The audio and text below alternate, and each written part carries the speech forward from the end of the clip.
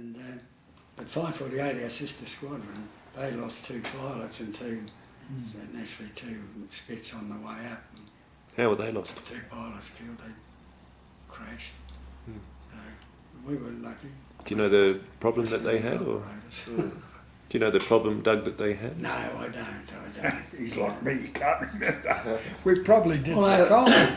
I can remember when Flying Officer Palmer went in. They were coming. Palmer, yeah. I remember him. Well, apparently he had engine trouble, and the leader told him to climb and get out, you know. But he didn't do it. He went down with the thing. He was still in it when it hit the water. Wow. And they think his intercom might have been turned off or something wrong with it. Otherwise he would have jumped. But then we saw the standing there when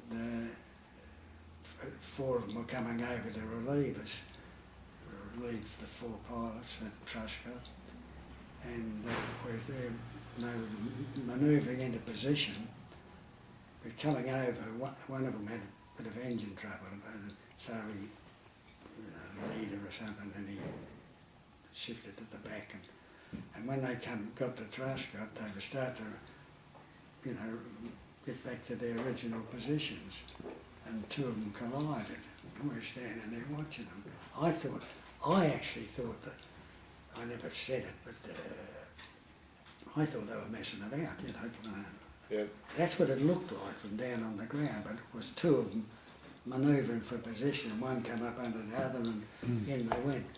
Well, Ron Posse got killed, and there's a book out on his history. It's called Together Up There. It's the history of 549 Squadron in the Territory.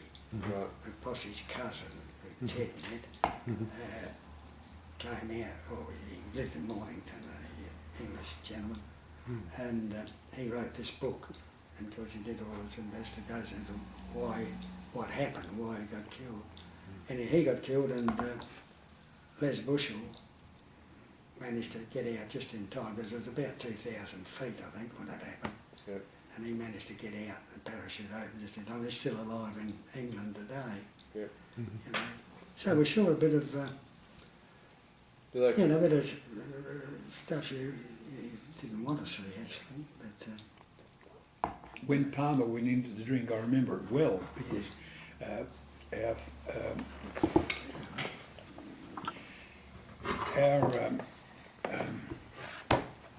what was his name? Davy Glaser was our flight commander.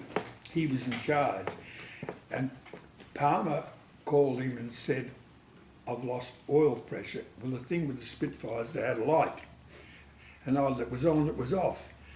Now, whether he did lose oil pressure or whether it just dropped off, to this day nobody knows. Because that's what the trouble with lights. You're better off with a gauge. You can see if you've got half pressure and you can manage. And the funny thing, Palmer was, most of the senior officers had another job in the squadron. He was a parachute officer, to see that everyone got their parachutes tested and everything. And he's the one who refused to bloody use this. wow. refused to, just went in. He probably didn't trust his own work, mate. Do you know why that was, Ted? Why? Do you know why he refused? Well, he always said he would never use one. He'd try and ditch it, and you can't ditch a Spitfire underwater. No one ever has, as far as we know. Why is that, sorry? Well, they just go in. They go straight down. Straight down. The weight of the motor. There's no buoyancy, there's the very heavy motor on the front. isn't there?